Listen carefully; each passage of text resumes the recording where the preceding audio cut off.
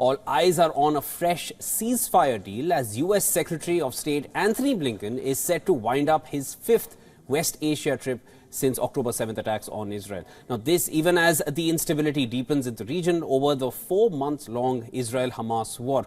In the latest, Saudi Arabia has ruled out establishing any relations with Israel until the creation of an independent Palestinian state. Hamas, meanwhile, has responded to the truce proposal mediated by Qatar, Egypt and the US. Blinken says he would discuss the Hamas response with Israeli officials when he visits the country later today. In Doha, Blinken expressed confidence that an agreement is possible. He nonetheless added that there's still a lot of work to do. Sources say that the truce would last at least 40 days, during which the Hamas militants would free civilians among the remaining hostages they hold.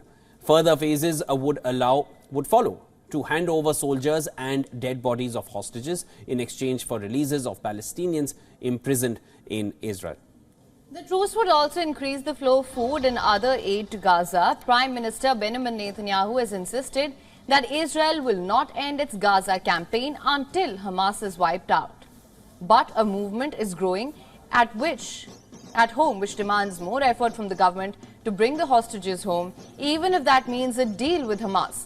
Israel's military said on Tuesday that 31% of the remaining hostages in Gaza had been pronounced dead. Israel previously said 136 hostages were still in Gaza after 110 were freed under a 7-day truce in November.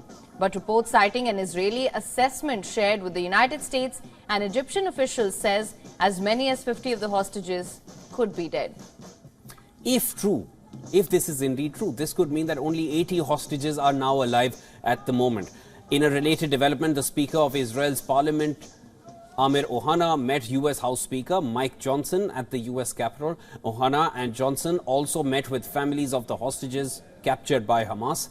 And meanwhile, the situation in Gaza is worsening by the day. Staff and equipment are in such short supply in Gaza's hospitals that medical teams are being forced to make agonizing decisions about whom to accept, leaving patients with severe life-threatening injuries untreated.